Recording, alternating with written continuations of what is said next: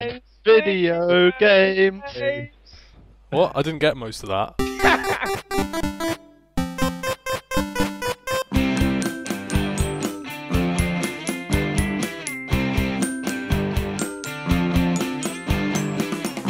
Best friends, video simulators.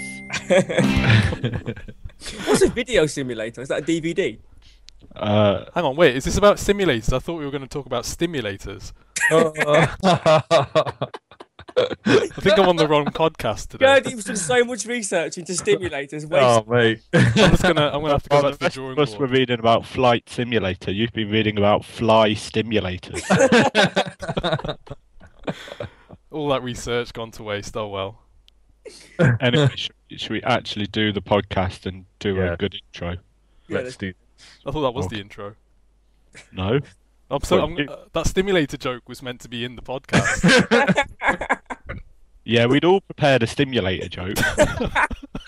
Save it for later, and we'll pretend it's funny again. No, I think this is it now. I think the podcast is rolling. Is this the podcast? This Oh is man, it. You're in it now. it's fucking unprofessional. Have we had... just start again if you really want. No, it's fine. It's fine. If you want this to be the podcast, this can be the podcast. Well, if we haven't started yet, I'm going to do Just another going to talk stimulator for an joke. hour on whether or not this is the podcast. Well, are we in a simulator? Is that the question we should be asking? Are Are we simulating you a guys podcast? all loaded up Podcast Simulator 2014? Is this the real thing, or am I just talking to some AI right now? I don't know. I'm sure about most of you, apart from Your point. Yogs. Real thing. Anyway, let's we can save that for BFVG XL, right? That will be played on a Wednesday night, slightly longer edition. And let's do a proper intro. Okay. So, my name is Seeking61, or Laurie, and today we're going to be talking about games, some video games, versus simulators, as in simulators. Now we have with us today Fingers333. Hi. Ian. We also have, I can't remember people's names. Yoglai, aka Yogesh, Hello, hello. and King of all Cosmos. Hello, everybody out there in internet land. I'm sure they're saying hello right back at you. Now, the point of today's podcast is to finally answer the question: what is a game and what is a simulator? Where is the line? Because it's now 31 years since the release of Flight Simulator 1.0 by Microsoft. Is that true? That is true. Well, not the exact date. We're marking that date today. It was in 1982. Wow. I don't know if they even had like months in 1982. Yeah. I think they just sort of went by the sundials. When do you know about? Was Flight Simulator originally intended to be a proper tool for pilots learning, or was it always? Did it start as a bit of a game? Just a bit of a hobby for Microsoft. I would have. Because that I guess is the first major simulator that I know about as well. Well, there were the Sublogic flight simulators on the Apple II and TRS-80, which were released in 1980, Wow. which is obviously Sublogic. back by them then. You've done But your that- research, Laura. I'm very impressed. Yeah. I've got a little thing called Wikipedia open. Well, this is the most knowledgeable podcast so far. I mean, I would say the original simulator had black and white wireframe graphics, featured a very limited scenery consisting of 36 titles in a 6x6 pack, which roughly equals a few hundred square kilometres. Oh wow. Tell you what, your encyclopedic knowledge is terrifying, Lauren. I know. You could almost call it Wikipedic knowledge. Aren't we all forgetting about the original flight simulator, which is putting on a Superman cape and putting your arms out and then sort of imagining that you're flying? And then Jumping off a tree. The thing is, Gertie, I said that was more of a game as opposed to a simulator. If That I'm is being a game. honest. Yeah. Why? Because you're using your imagination. Yeah, Okay. fact. Well, I sometimes use my imagination while playing Flight Sim, and imagine I'm What? playing. Well, with the most recent one, imagine I'm playing a better simulator. Oh, we'll get on to Microsoft Flight, piece of shit, in a while. Is that the official subtitle of that? There was Flight Simulator 2000 and I can't even remember. Flight Simulator 9 was a century of flight in 2004. Then there's Flight Simulator X, which didn't really have a subtitle, but then Microsoft Flight was that piece of shit. That nobody. What was so really bad liked. about it? What was so? I never played it. Yeah. What was so bad about it? That bad. Was it just like a really simplified version or something? Basically, throughout Flight Simulator, Microsoft have had some trouble because, well, getting it to be successful, because people either want a game, something like Tom Clancy's Hawks, Yep, Hawk. where it's almost entirely like quick time events. Yeah. And then on the other side of the spectrum, there's these people who buy Flight Simulator and then spend hundreds of pounds, or should I say dollars, for listeners across the pond, on Absolutely. add-ons to make it like incredibly realistic with all sorts going on. Right? So they've Wow. got these two Mm. sort of groups. So Flight Um, Simulator never actually sold that many, or didn't make enough money for it to be. throughout Viable. Sim. I mean, particularly when I've been what's it called, engaging in flight simulator simulation. There's been problems with like the studio being closed, and after Flight Sim X, the Aces studio was closed Right. because Flight Sim didn't make that much money. Right. Okay. I have to say I'm quite surprised. I thought it was I would have thought. I quite thought big. Microsoft Flight Sim was like one of the kind of. It's a flagship. It was a Yeah. flagship Yeah, of Microsoft's like development stuff, their software. Wasn't it Yeah. like when you brought out a new operating system, they'd bring out a new Flight Sim or something stupid? Not quite. They're Don't- quite often Well, coming out though, aren't they? I mean, they used to name them like Flight Sim 95 and 98, didn't they? Like the Windows releases. Oh right, I Yeah. see. That's why I'm getting confused a bit. And then Flight Simulator Vista. Of course. Flight Simulator 7, Okay. even though it wasn't 7. So, Laurie, what you want to talk about specifically today? Is it the argument whether these games can be called a game? Is that what you? It's things like, we've got things now like Kerbal Space Program, right? Yeah, great game. Well, Great game. great sim, whatever you want to call it. But is it a sim? That's the trouble. Hmm. Because clearly, if you were going to do a simulation, you wouldn't have the Kerbin. What are they called? Kerbin? I don't know what they're actually called. Yeah, Kerbin sounds right. Yeah. Or is that the planet? I don't know. Oh no, the I planet's haven't- called I have to admit, I Kerbin. haven't got the Wikipedia page for that open. Okay. Well, they're called Kerb something. Yeah, Um, Kerbal. Kerbals. They're called Kerman. Kerman. Kerman, that's their it. name. There Yeah. we go. Question answered. And they all have the same surname, Yes. which says a lot about their society and the kind of inbreeding that must go on. But Yeah. anyway, It's not a society simulator. It is a it's true. Kerbin City Yeah. 3000. But for anyone who's played Kerbal Space Program, they would know that a lot of people die in that game. They do. Sometimes by your own fault, sometimes because you're messing around and things crash into the sea. but that game would be horrific if every character was actually a named human character with a history and and a family that you might have to. They could just take people from history. Like today in your play, you've got Gandhi, Nelson Mandela. Like, oh god, Would that make you care a lot more about your spaceship success then, and make you plan things more meticulously? But I mean, in some ways, it's quite realistic. In other ways, it's not at all realistic. I mean, like, but I mean, the ways in which it is realistic is in kind of like mapping the ways you would actually get a rocket into space, and the ways you would like manipulate an orbit and stuff like that, which is the bigger stuff, isn't it? That's the more important stuff to simulate. yeah. I mean,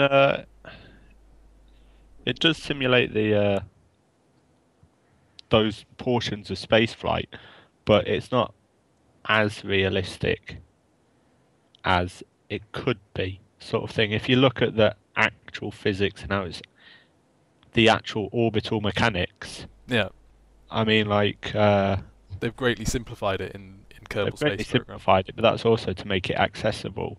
There's a free simulator, space simulator called Orbiter 2010, which has been going for a long time. It wasn't always called Orbiter 2010. Before that, it was just called Orbiter, as far as I know. And that is incredibly realistic. That is, like, ridiculous. Right. I remember downloading it once in my younger days and sitting on a launch pad for about half an hour and then just giving up. Right. Because you couldn't get it to launch. A freeware sort of thing, so it doesn't always have the best sort of documentation. But also, I was a moronic child. So even if it had been pretty simple, I doubt I could have done it. Yeah. So let me get this straight, Laurie. Are you complaining the fact that there are far too many games that are being described as simulators when they're not? Is that the... I'm not complaining. I'm just saying, Yeah. ever since the release of Flight Simulator, there's been this question of, is it a simulator, is it a game? And I think we, as knowledgeable members of the gaming community, are perfect people to answer this question, however many years after the game was first released. You know, I think it's important that we today lay down the line Between simulator and game. This is it. We're drawing that line in the sand. Simulators and games. We're looking to lay down some segregation. Perfect. Just what the world needs right now. Oh, God. Separate. Okay. I mean, I will, once we lay down the line, go onto Wikipedia and change every article to say whether or not it's a simulator or a game for every single game. That seems doable. So let me get your personal view on this. Do you think Flight Simulator is a game then, or would you contest that it isn't? It should be a simulator and should be seen separate to video games. Well, something like Flight Simulator, right? As it comes, especially with the later versions, was getting more arcadey. You especially saw this in Microsoft Flight. In Microsoft Flight Simulator, there's always been like flights provided that you could follow, but there was no sort of success parameters. If you didn't do what the flight was set up for, it didn't care. Some of them were more arcade, some were more sort of gamey, as in there was one where you were flying like a light aircraft that had run out, its engine had failed. You're flying across San Francisco Bay and there happened to be an aircraft carrier nearby. You had to try and land on that. That's just Amazing. Oh, right. Others were just like, literally, you loaded it, you basically found yourself in the cockpit of sort of a Boeing 737 or something, and basically the idea was that this flight was set up to fly from London to New York or something. How you did that was up to you, but it was set up. Right. And they had some things they could do, like they could program in failures to happen at certain times. But it was always sort of just up to you. There was sort of that open world sort of... I mean, I suppose the question is, when you play a simulator, do you expect to become better at what that thing is simulating? For example, with Flight Sim, do you expect to become a better pilot? Yes. You do. Yes. And and has it been successful at that? Well, when I was studying for my pilot's license, when I had like a navigation flight to do that I hadn't done before, I would load up Flight Simulator and do it in that, because I knew that although the terrain was sort of auto-generated in terms of its textures and things, it did use like land class data. So there was towns where there was towns. Obviously, it wasn't 100% accurate, but generally there was towns where there was towns, and there was cities where there was cities. But then they also had things like accurate lakes and reservoirs and things.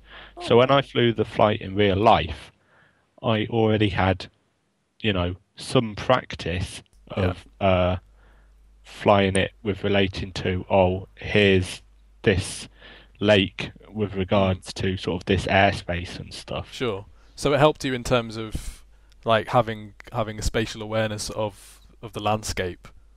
Yeah, it helped practice, but it also, I had like a joystick and a throttle, which is obviously not quite this. I had a twist-handled joystick, which you use for the rudder, whereas obviously in real life I'd have like a yoke, which is like a wheel, and then pedals and throttle. So did you have a little flip-top button which you could like flip, and then there's a missile launch button underneath?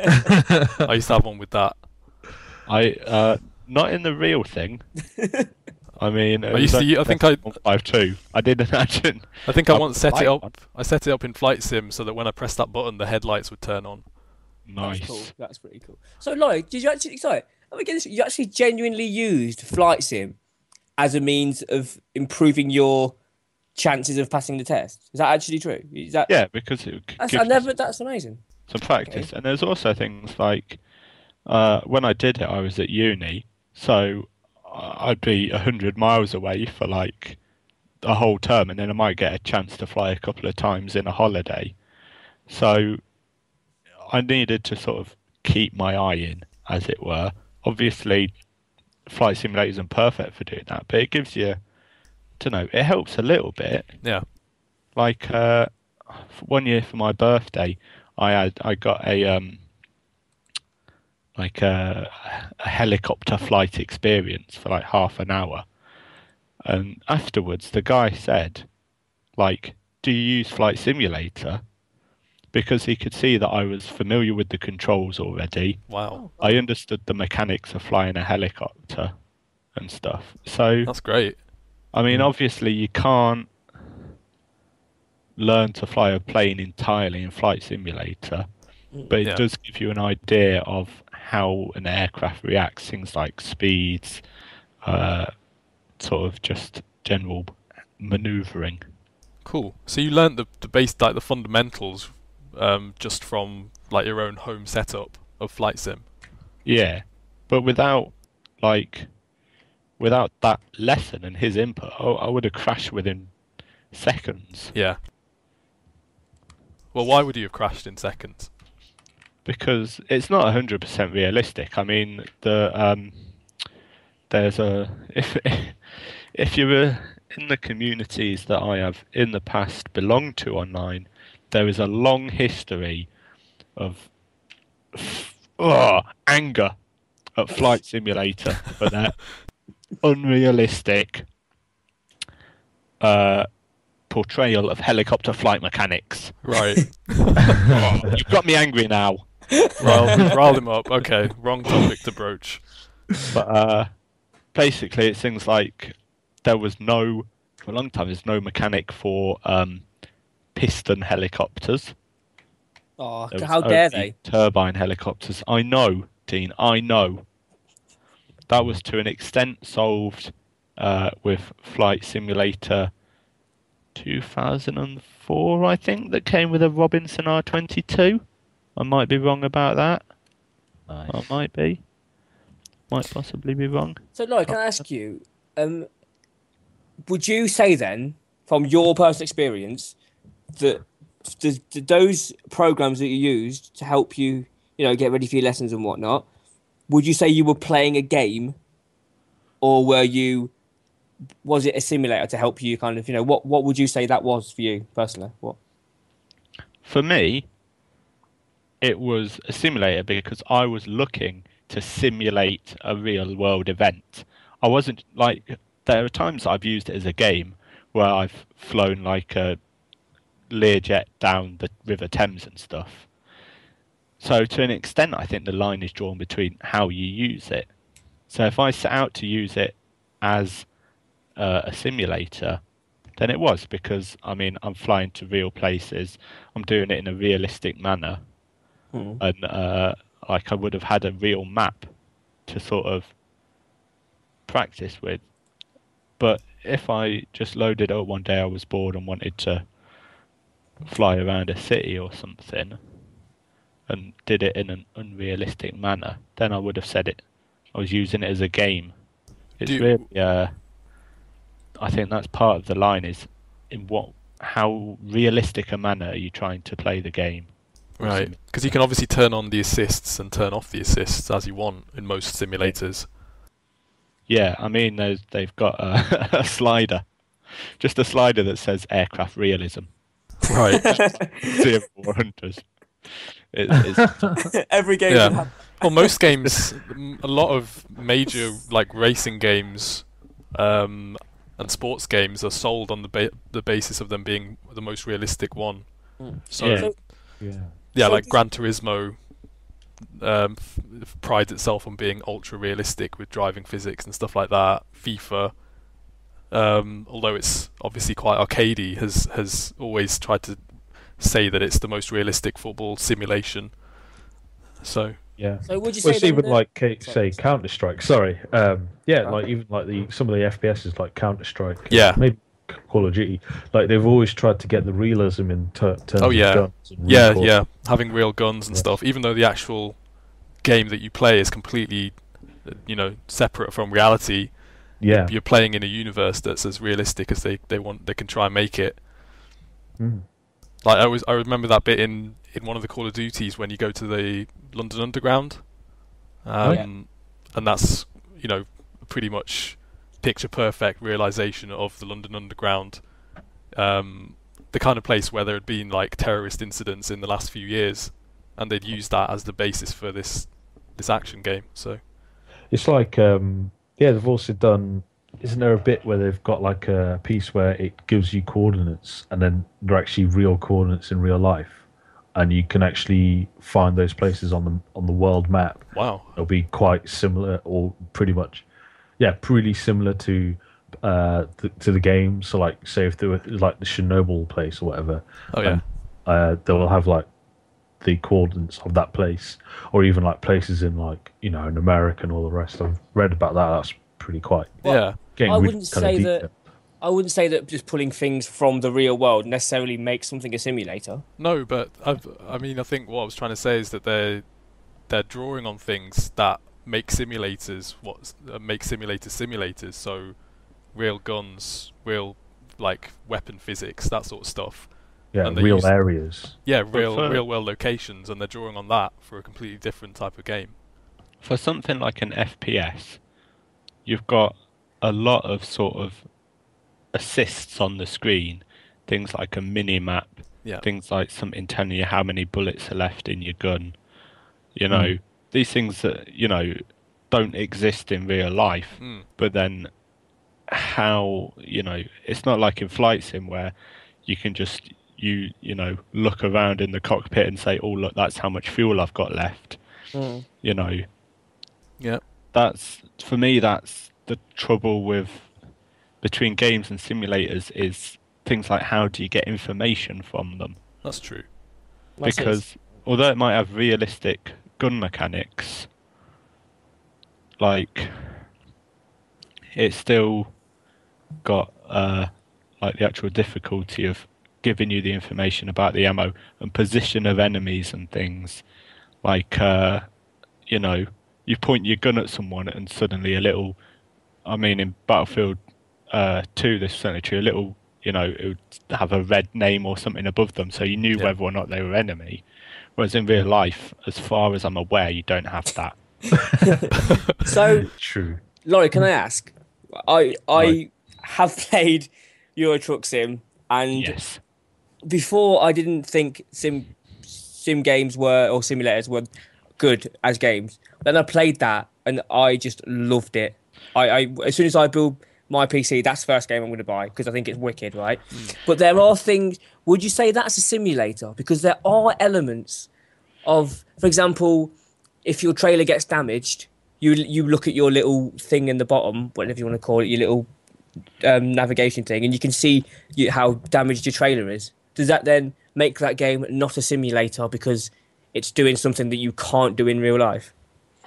I don't know. Well, in some ways, if it was a realistic game, I mean, I can't speak on behalf of truckers and hauliers across the world, but I'm pretty sure they pretty much just try and do every journey with zero damage. But if they did, for example, crash into a barrier at 70 miles per hour, as I have seen you do on Euro Truck Simulator, what they do is put their hazards on, stop by the side of the road, walk around the vehicle. I mean, but that in terms of like damage simulation, I mean, I've not played the game a massive amount, and obviously, being the highly professional driver that I am, I didn't take much damage. But does it have visual damage? No, I don't think No. anything. It's just on No. the thing, isn't it? Yeah, Yeah. it's just on your little. So, sort of, that's to me sort of disappointing. If I was driving and I sort of clipped the back of my trailer on something and damaged it, I'd like to see that maybe like I damaged my rear wheel and that's what needed fixing. Yeah. Stuff.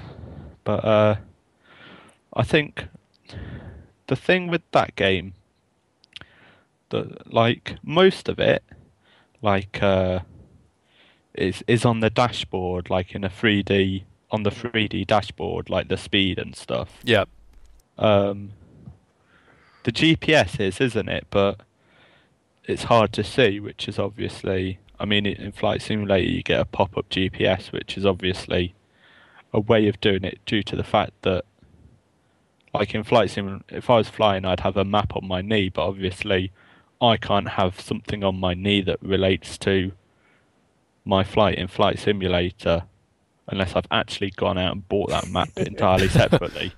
yeah.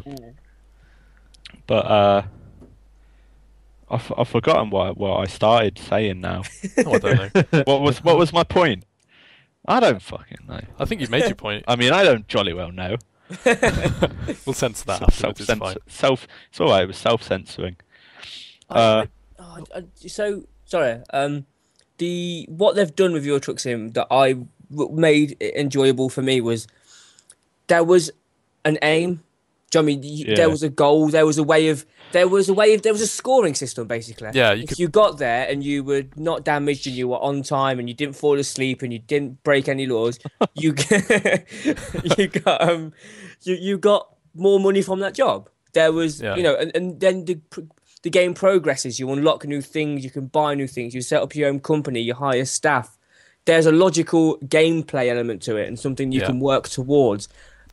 That what I think makes that a game, a realistic game. I'm not saying it's not realistic. It's a realistic game, but I think separates that into the game section. Because I mean, there's been things like that for Flight Simulator.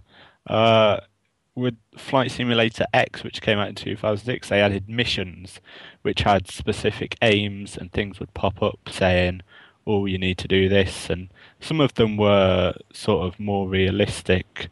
You know, there were some rescue missions and things. But then there were also some ridiculous ones. I remember one of them where you have to fly a Learjet in pursuit of a Russian Ikranoplan, which is like a big Soviet. I don't know how to describe it. It's like a flying boat. That sounds perfectly realistic. But you don't get. You haven't. I haven't told you yet about the bit where you have to land on a runway which emerges from the sea. So. What, like Atlantis? Yes. Why? So all I'm going to say is yes. So obviously, in that way, that's not a realistic bit. and they're adding sort of gameplay things, but you didn't really get anything as a reward. But obviously, in Flight Simulator, there's a massive community of sort of third-party developers, and a company called FS Add-on did develop a program called FS Cargo, and there's been other similar ones where basically it's like a career simulator within Flight Simulator. So you'll start off with a little plane and you'll fly sort of short flights delivering a crate of something, and then as you gain, you'll get money for it, and you'll be judged on the quality of your flying, the quality of your landing, and that affects how much money you get in the same way as in Euro Truck Simulator.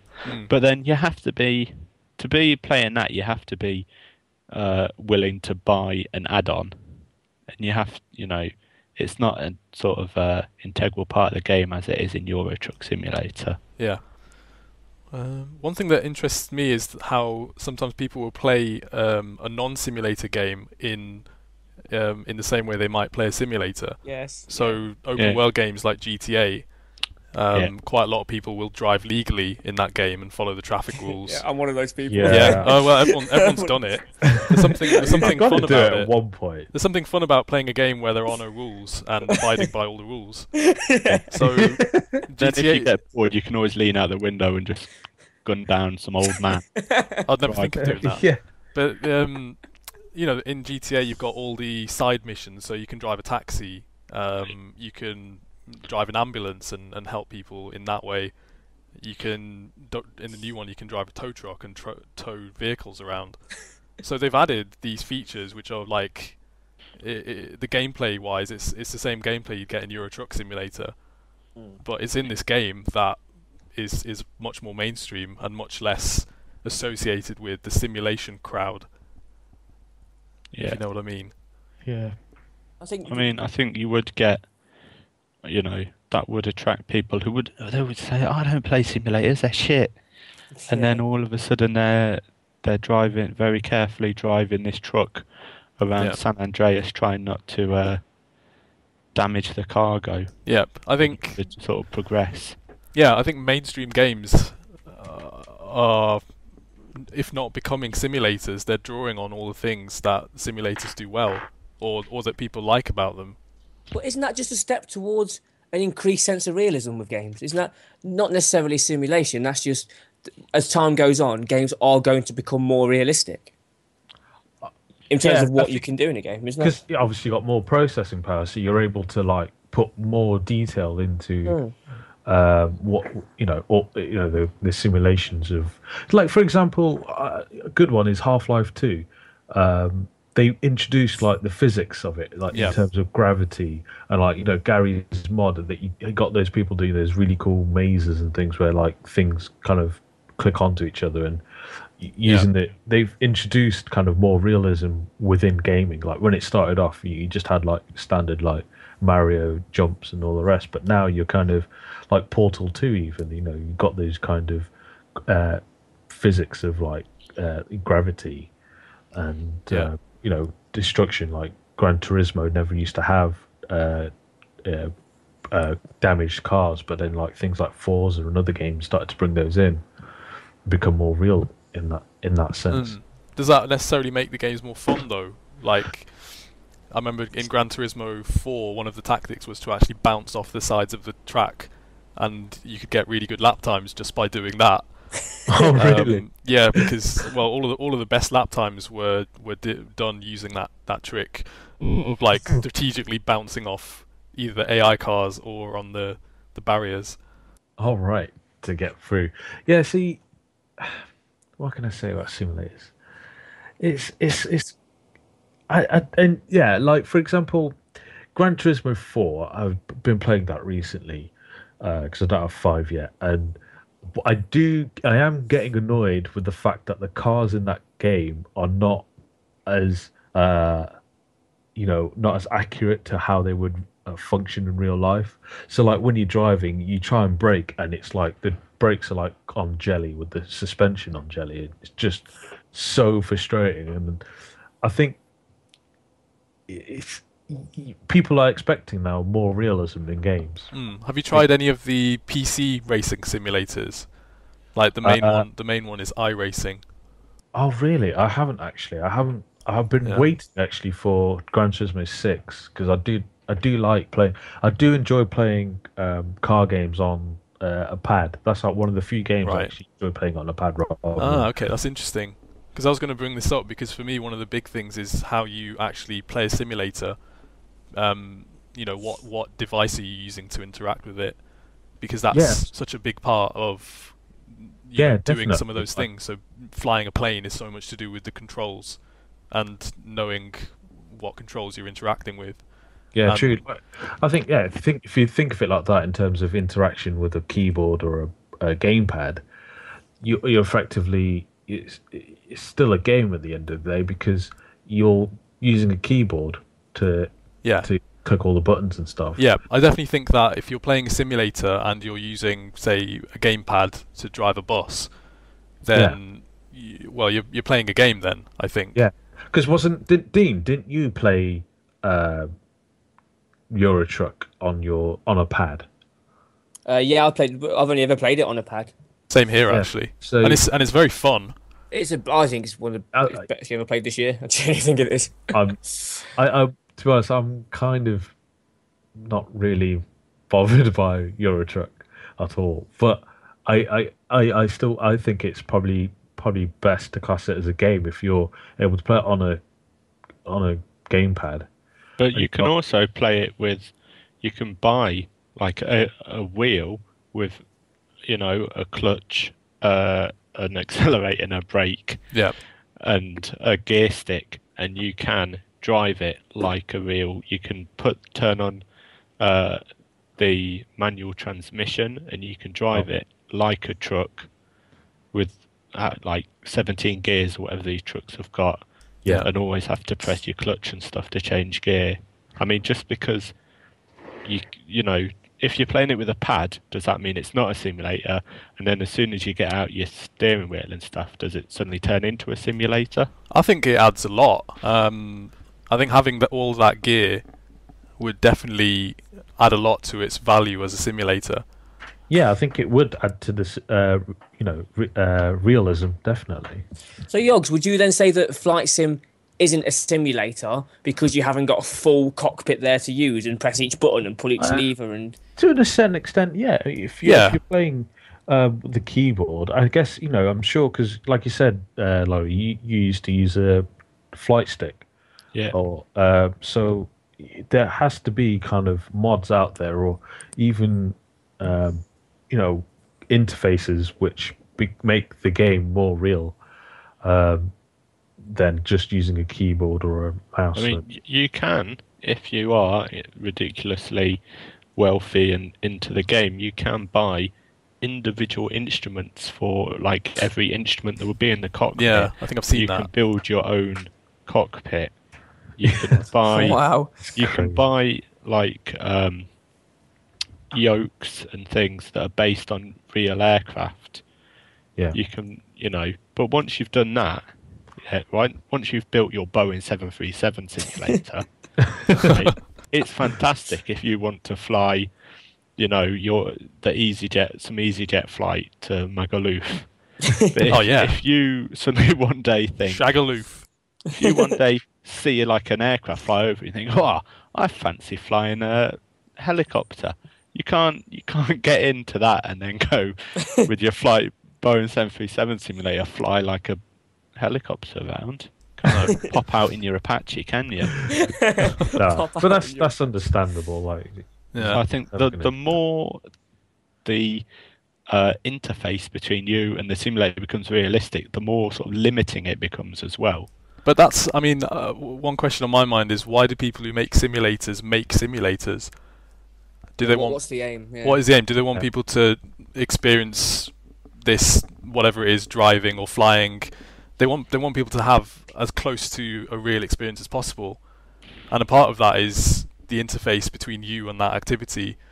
Yeah, I Um, mean, you can buy the same sort. Well, you can in the same way that you can get a flight stick and stuff for Flight Simulator, you can get sort of game interfaces for Train Simulator. Yeah. I've seen them actually. Yeah. I heard this this story about a guy who played this iRacing game I mentioned, and he was the world champion on it. You know, he was so good.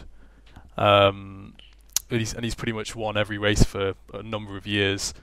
And he's a guy from Finland, and they invited him onto a real racetrack in America. I think it was Top Gear that did it, and let him race around for real. For the first time, he'd actually never been in a race car before, and he did surprisingly well. Like everyone was surprised at how quickly he was going around these corners. And it says here he came within 3 seconds of what experts consider a solid time at this track. That's impressive. Like, I've seen another one. Have you ever watched the Channel 4 show Faking It? Where they get like someone who never, and then like who's never been in, like, say, never been a musician or like a DJ, and then they get someone who's like a classical trained artist and become a DJ. And she there was one where it actually happened, and she was like really good, but she never DJ'd in her life, and she was amazing. And they did one with a guy who was like a computer games reviewer, but who was really into his car games, racing games and stuff, and he was like to Gran Turismo, and all the rest. And they started him off, and they thought like he could be someone, and they tried to do a backstory for him. And one of the thoughts was like, oh yeah, just say you won one of your races back in like America, some really obscure race. And then they actually saw him race, and he was terrible. He was so bad, like, and even his like kind of race demeanor and everything. But the actual racing, he was really, really bad. And actually said like, you know what, don't even say you've won a race. Just say you've taken part. Like you were that. You know, that's interesting. I mean, I wonder if it depends, because this guy was iRacing is hailed as having just so much detail in the tracks. You know, they spend a lot of time mapping these tracks and all the little bumps and stuff. And that was what really helped them along, I think. But the one thing that not surprised everyone, but this guy was surprised by, was that he got sick from driving this car because of all the G-forces and stuff, which he just wasn't used to at all. He couldn't get used to. Yeah. And he just completely like spewed up after like a few laps. Oh, blimey. So I presume, you know, the same thing would happen in a plane. If you've never been flown a plane before, you'd feel the effects of G-forces and vibrations of being in an aircraft. And it's about, you know, that's how the brain learns, isn't it? It's like, that's why you get sick if you're reading in a car, because your brain's telling you you're moving, but you're looking at this page and you can't see out the window, so it feels like your eyes are telling you you're standing still. Yeah. That's just, you know. But this is the thing, we only ever want to simulate the good things. We don't want to simulate the bad parts of flying a plane, which I'm sure there are many parts of flying a plane that are frustrating and difficult. Well, some people do, like in the DCS series, you can spend 20 minutes before the flight starting up the aircraft, you know, doing the checklist, warming up this and that, waiting for things to warm up. I mean, people simulate the boring bits as well as the entertaining bits. True. But I guess with a driving game, if you're a professional race driver, then probably 60-70% of what you do is preparing your car to go on the track. Yeah. All of that tedious stuff when you just want to get out and drive. So, Gary, would you say iRacing is a game or a simulator? I think that you can play it as a game or a simulator. It depends on what you want to do as a player, or what's the word for? Well, I don't want to say they're a player if they're using it as a simulator. They're simulating it, so they're.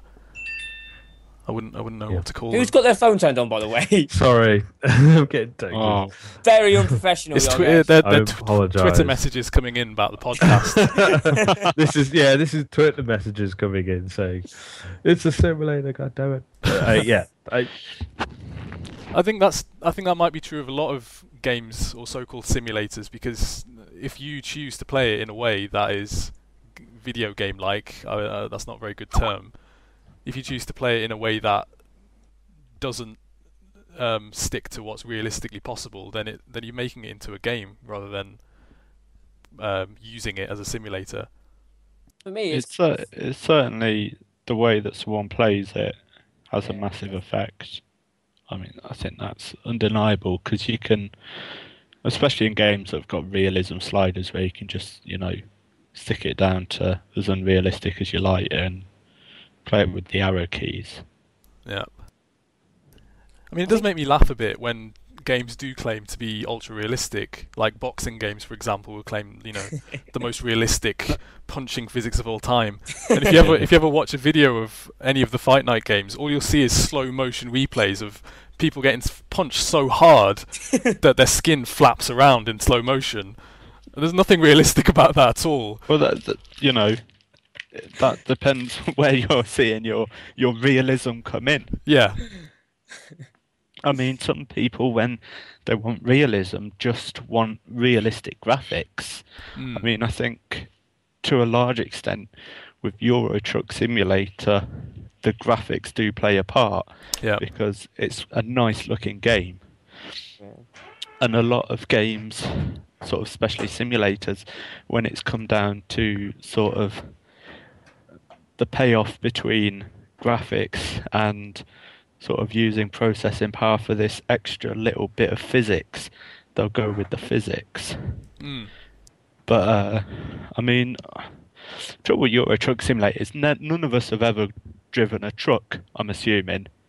Well, so we don't know how realistic this is. Speak for yourself. And I think that if I got into a HGV, I would not have a clue what to do. No, absolutely. Whereas with Flight Simulator, I feel that I'd have more of a clue. It still wouldn't be perfect, but I've got more of a clue. I actually wouldn't mind trying to drive a truck, having played Euro Truck Simulator.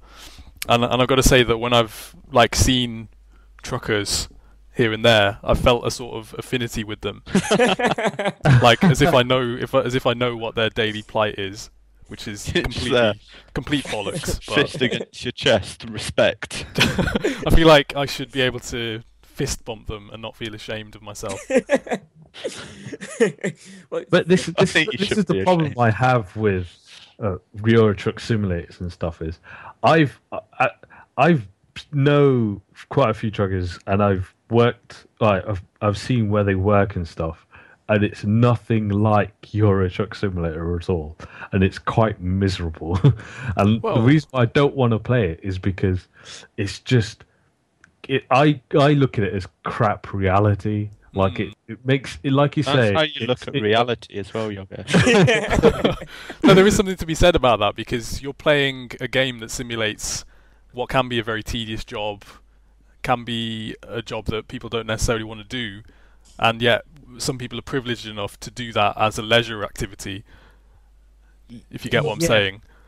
Euro Truck Sim, there are parts of it though that are complete tedium. Most of the filler is complete tedium, but there's something innately relaxing about that game that when I play it, I just like, you know what? There's nothing happening right now. I'm on a motorway. I'm in the slowest lane possible, doing 50 miles an hour down here, overtaking no one, and I'm just happy to do that. There's something innately relaxing. Just because it's tedious doesn't make it bad. Is that you know what I'm trying to say? Just because nothing's necessarily happening. Just because it's not fun to me, it's not like doesn't mean it's not a game. I think what makes a game, from my standpoint, is the fact that there is an aim. There's a measure of success, and I think the same argument I made with Cookie Clicker is in a sense that if you know where you're heading and you have an aim and want to head there, and then at the end of it you get a success rating and you feel this sense of accomplishment, then that to me makes it a game. It all comes back to Cookie Clicker. Everything seems to the core. No, I kind of agree with you there, because if a simulation is doing its job, then the reward is in you doing that activity as it should be, as opposed to having something that like a physical reward in the game. Like in real life, if you fly a plane, you don't get 1,000 points for flying through a ring, in an imaginary ring. You just feel satisfied that you. Gertie, can we just ask Laurie? Laurie, do you actually get 1,000 points for flying through a ring in midair? You're the only one that's actually flown. Is that true? You get a bill at the end. So you sort of lose points. Yeah, life points. If we're willing to call money life points, which let's face it is, then you lose points. Oh. The longer you fly for, the more points you lose. If you just never ever flew, you'd get more points than anyone else. That's a nice way to put it. So what? If dare I ask Laurie, the expert in Sims, what would you say for you? Where is this line then? This line between the two? I don't know. And I think it's difficult to say. I mean, games, as processing power is increasing, games are becoming more realistic. I mean, something like we said, Euro Truck Sim doesn't have visual damage, but then on the latest GTA, if you crash like the front corner of your car, then the front bumper can come back and it can damage your wheel, and then the wheel will stop turning, and that affects how you're driving. Yeah, I have to say that GTA 5 has that. Yeah, that's what I just said. Sorry, I thought you were talking about the latest GTA. I was completely elsewhere. Ignore me. Yeah. Wish you were, mate. Yeah. Nick. Anyway, but so that's becoming more realistic. I don't know if any of you have heard of a game called BeamNG Drive, No. which came out of an older game called Rigs of Rods. Wow. Which is basically what it is. It's in terms of the simulation, it's a simulation of crashes. It's basically that realistic damage. So if the car hits a wall, the deformation in the car's body is realistic. So different materials have different densities and stuff. So, like, if you roll the car, in like an older game, you just get, if it had visual damage, you just get like a damaged skin over the top. In this game, you roll the car, depending where it rolls, how hard it hits, it will deform the top of the car in different ways. And so obviously, the different ways you can take damage affects how it drives in different ways. So is that a game? Yeah. It's in alpha at the minute, I think. It sounds kind of like Burnout, but extreme. Gertie, ask you now, Gertie, would you say that's a game? From that description, would you say that's a game? I have to say it sounds quite like crash test data. It sounds quite scientific. So does that it make it not a game? It all depends, I suppose. You know, does it have goals? Do you have to crash the cars in certain ways to get points? Because it's still in alpha. The aim of it isn't to crash. It's more of a showcase of what this technology can do. I see. I mean, you could have this in a driving game, which has aims and stuff, and it would increase the realism of the driving game. Sure. At the moment, it's sort of a showcase for the technology, but I mean, you can drive. You can set your own limits to do like a lap of an island or something. But obviously, this game, in that way, is highly realistic. So it's simulating crash mechanics really well, but the actual driving mechanics aren't that good. Yeah. Which is a shame because most one's a real world one. So in that way, it's not simulatory. Yeah. Is that a word? It's interesting. It's interesting because I suppose, I mean, nobody wants to crash, and there's a weird fascination with, like, when car crashes happen, you know, everyone like peers over and sees what the damage is on the car. Yeah. So for this game to then simulate that is interesting. Yeah. See, I'm just looking at the video now, and to be honest, I do like crashes. Like I did like Burnout. We're learning a lot about yogs right now. Yeah. Like I'm not like I did enjoy touring car racings because or NASCAR even, because not all NASCAR itself that pretty much um, uh, advertises the fact that there will be crashes and like No, really that's big true. Yeah. crazy stuff going on like this, and like I do enjoy it, and I would probably look at this. I'm looking at him; it looks really like something I would probably get into, definitely, in terms of like if it was fun, if this was like effectively turned into a game where you'd have to create crashes like Burnout did with the, I can't remember exactly, but there was like a couple of modes where you'd have to crash your car and then create like the biggest havoc of crashes and stuff. Got a bit ridiculous near the end, but I did enjoy those parts. So I would say, yeah, it's a type of game. I would actually like to try it as But- well. So That is how, like, I've seen this, the sort of videos for the game, and I didn't think, wow, this would be a great thing to turn into a game where you have to do really good crashes. I thought this would be good for simulators because you can have realistic deformation of your vehicle, realistic damage. Yeah. I mean, but I Yeah. mean, if you do add it's that, how you see it. Yogs has said it would make a really good game because he's got this idea of how it could be a great crashing game. yeah, Yeah. Whereas I've thought, oh, I'd like to see this in a simulator where, I mean, it doesn't necessarily have to be a driving simulator. I'm sure the same mechanics would work in a lot of things. I mean, like a big complaint with Flight Simulator was that you'd crash and you'd have this little particle effect and then you'd have to restart your flight. In later versions, they did add a bit that you could enable in the specific aircraft configuration files where you could enable visual damage. So you could like fly and clip a tree and your wing would come off and stuff. wow. Would that cause But- would that cause you to plummet to the earth? As Yeah, I you'd imagine it spin out would. of control. So they Okay. even simulated the effect of what that part missing would do to a Yeah, detail. to as an well. extent. But I mean, that was more useful on things where, like landing, and if you landed too hard, you'd damage your landing gear, Mm. which is Okay. obviously quite a problem. Okay. So this sounds like to me, okay.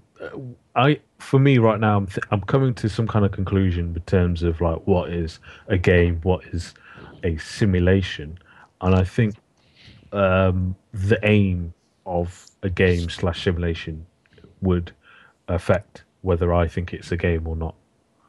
So, if terms of like if this say this crashing or kind of realistic mechanic of a game, if this was just an open world where you've got different sets of cars and you're able to just do what you want with them, and crash them however you wanted, I would call that a simulation. But if it would turn into some kind of like burnout kind of game where you've actually given an aim to crash these cars in a certain way or make them do certain amounts of rolls or whatever, then I would class that as a game. That would be my conclusion to So what is would a you game call, or what is a simulation. would you call BMNG Drive as it is now a simulation? I would probably call it a simulation because there's no aim. You're crashing cars, but there's no aim to or reason why to crash cars or kind of objective as such. It's just kind of, oh, look, you can crash cars. Look how fun that could be. But there's no kind of real aim. There's no kind of progression as such. A flight simulator, I guess. I'm assuming you mentioned before it has quite a lot of aims in terms of like you got to fly from one place to another. If it was quite open world, you mentioned there was a few open world parts where you could fly to wherever you wanted. Well, Or no, is it Flight Simulator, when you load up Flight Simulator, you Yeah. can load whatever aircraft you like within the limits of the game. Whatever airport you like, you can do what you like, but you can also load up these flights and these missions. For me, the missions made it more gamey, and the fact that Yeah. I could fly an aircraft in a realistic manner wherever I wanted made it more of a simulator. Yeah. So yeah, that would kind of back up my my conclusion then in terms of saying when you loaded up Flight Simulator and you loaded up the missions, that turned Flight Simulator into a game. When you loaded it up and you just flew wherever you wanted to go, that turned it into a flight simulation. That turned into a simulator. Yeah, I'd agree with that. I think that a point scoring system, or not even necessarily a point scoring system, but to have an aim and as Jog says, the chance of progression and a way of measuring that progression then makes it into a game because you have achievable goals that are definable. What if, like, a flight simulator came out that had a career system in it, similar to Euro Truck Simulator? It was like highly realistic in its ways. I mean, we've got like Combat Flight Simulator. Combat Flight Simulator, to an extent, had a career progression in that it had, you know, your number of kills was recorded. You'd rank up through sort of lieutenant and things. I don't know anything about ranks beyond lieutenant. Staff sergeant. I don't know. So, I mean, it was called Combat Flight Simulator. You had to take off from an airfield. You had to fly to your engagement. Then you flew. I mean, the aircraft physics was realistic as the actual flight simulator at the time. So, surely there you are simulating being a World War II pilot or something. But when you land, you're being judged. You're being sort of graded, and you're being rewarded for that. That's a game. Yeah, so that's a game because I'm assuming then you said it's got a career, it's got some kind of aim. You've got But some kind of ladder to go that through. doesn't matter to you?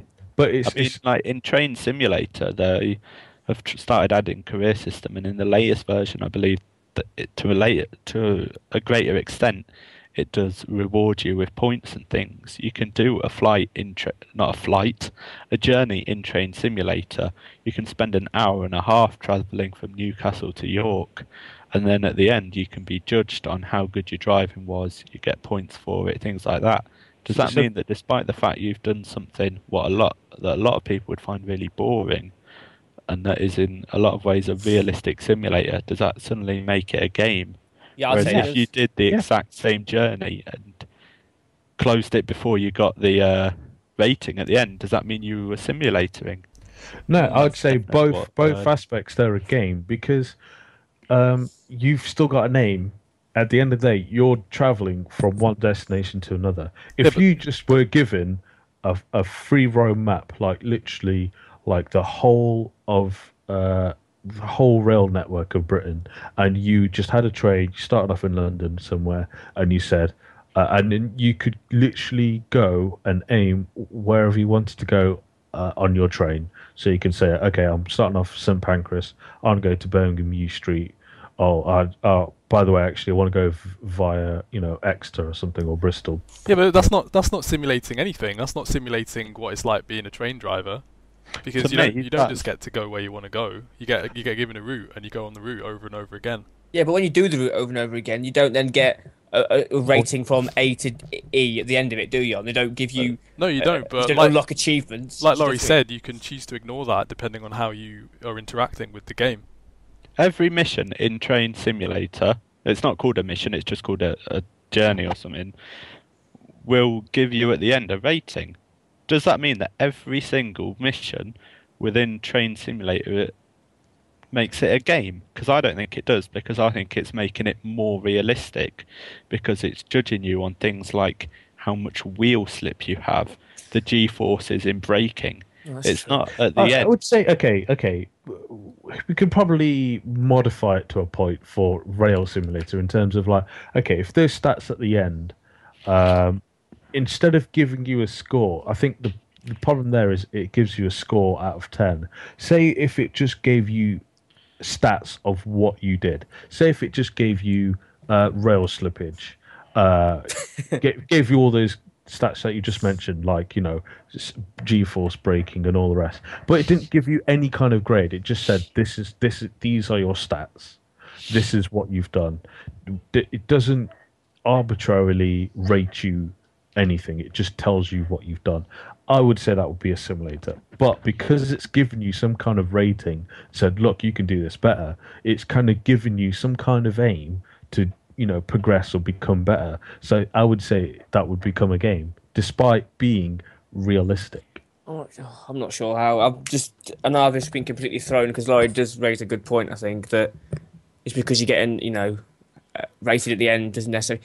I think what to me then will probably make something a simulator is probably what its intended purpose was for, but also what the user gets out of it, I suppose, is necessarily, is what would make something a simulator. Is maybe there's no difference between simulators and games. Maybe simulators are just an extreme form of realistic game, in a sense. Maybe they're on the same scale. Maybe there is no division. They're just on a scale from left to right. Maybe on the end of this scale is extremely realistic games, which makes it a simulator.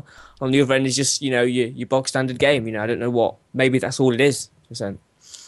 I think I disagree with Laurie in terms of Rail Simulator in the fact that it gives you a rating, because it's this. I would equate it to similar, like getting a high score on Donkey Kong or Pac-Man. But the rating is based on the quality of your journey with relation to the realistic manner you've done it in. You could, if you wanted, travel that entire journey at top speed. If you don't come off the tracks, you'll get to the end, and your score. So, right. But if it rather than giving you a score, what if it just gave you values or stats? Like I would say, another example is F1. They have car simulators, race simulators for their drivers, and they don't look at it as a game. They look at it as a really serious simulator. But I don't think they would look at the people who are driving it, the drivers, and I don't think they would give them a score at the end. They would just give them, their telemetry and all the kind of values that they've achieved or created during that. But they might say you need to improve here, and this is good, which is the same feedback you're getting in Train Sim. All the score is an amalgamation of all the telemetry. You could, at the end of every race, find a way to combine the telemetry from each individual driver into a score out of 100. But see, that there, you could take all the stats and values, and you can say, "Oh, I've done pretty bad," but that's your own personal score or goal, isn't it? It's not really the game telling you you've done bad or well. If you've looked at something and said, "Oh, I've actually broken too late," or I didn't accelerate well enough or decelerate well enough, that's something you think you've done badly or wrong, but it's not the game telling you it's bad or wrong. I think that's probably something where it could be looked at as a simulator rather than just a game, where a game would say, look, you've done this well or you've done this good, but a simulator would just say, look, you've just done this. I think basically what this comes down to is Yogs' need for validation from everything he does. Wonderful. Shall we? He doesn't want to play a simulator because at the end it doesn't pat him on the back and say, "Well done, Yogs." Shall we end this? Shall we wrap this up by giving Yogs a rating out of 10? I was about to say yes. That's how we should do it. Our rating today out of 40 should be each of us giving Yogs a rating out of 10 on how well he's done in this podcast. I think it seems fair. Pretty badly, actually. I'm actually really unprofessional. I'm not going to. I'm just gonna give him his telemetry and let him decide for himself. Number of times interrupted. Number of times his phone went off. You can decide for yourself, Yogs, how well you've done. Yeah, definitely. Shall we wrap it up just by saying, in short, each of us, what we think makes a simulator versus a game, as short as we can. Yeah, I'll go first. Okay. Oh, by the way, Laurie, I think we have to do something out of 10 because it seems to be the pattern we've developed for some strange reason. Well, how are we going to... Well, okay, and then afterwards we'll rate Yogs out of 10. Yeah, great. That's all I want to do. Okay, I'll suppose I'll go first. For me, it's a case of... You see, my opinions has changed throughout this podcast, to be honest. But if I were to say what makes something a game and not a game, in a sense, I suppose it's what the actual thing is used for. Because Laurie used Flight Sim to practice. Obviously he said it wasn't the most, the greatest thing ever, but it helped him. And I think that to me would make that a simulator, because it has a use. If something has a use to improve something in the real world, dare I say, or if something has an aim to help people or to be used in certain ways, that aren't, you know, for fun or entertainment, then I think that would probably make it for me a simulator. So it's all about purpose and use, I think, for me.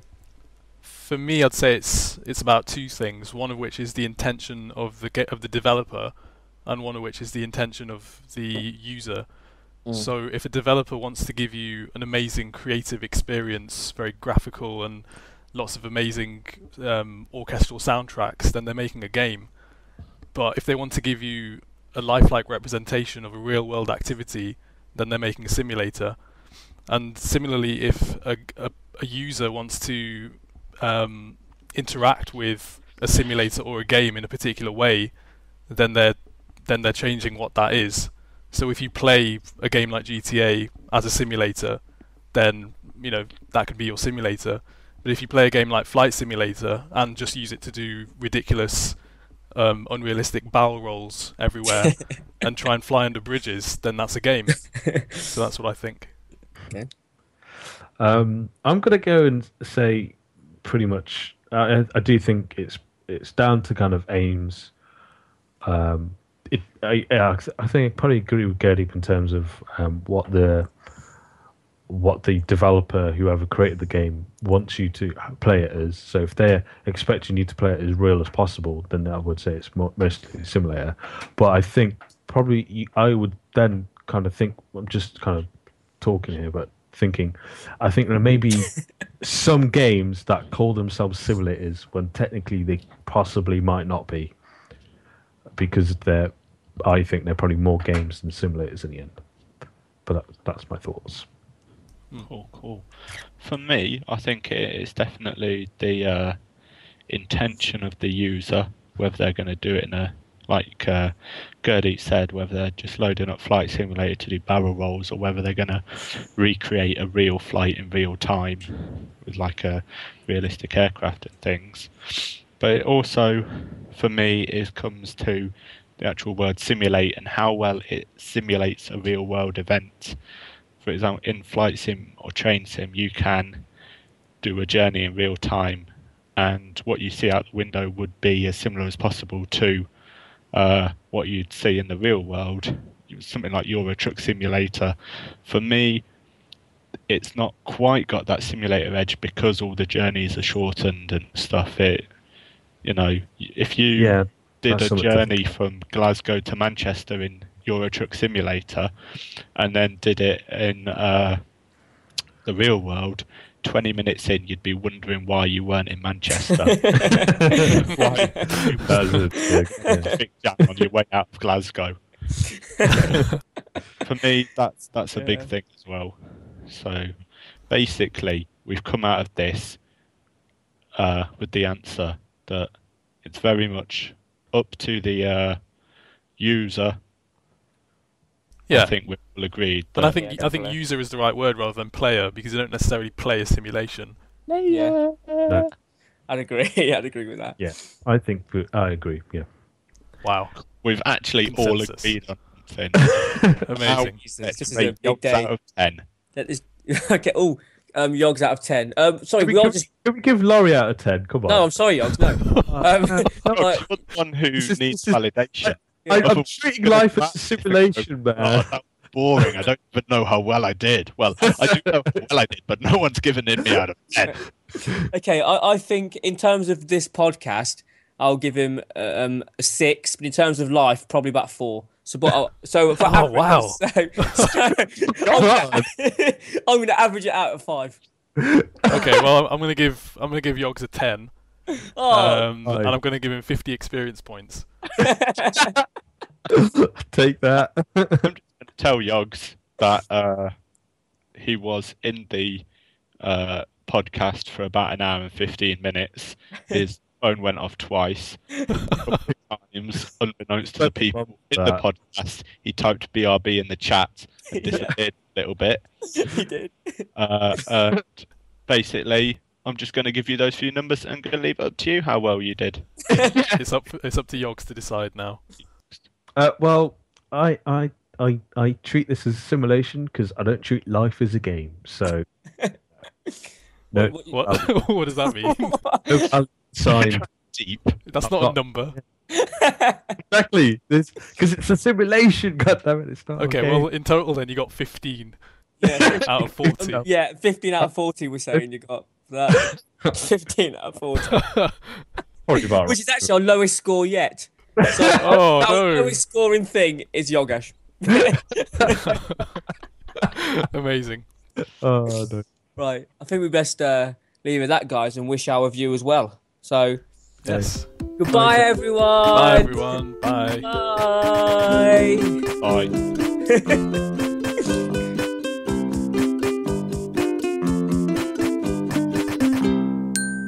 Best Friends video games.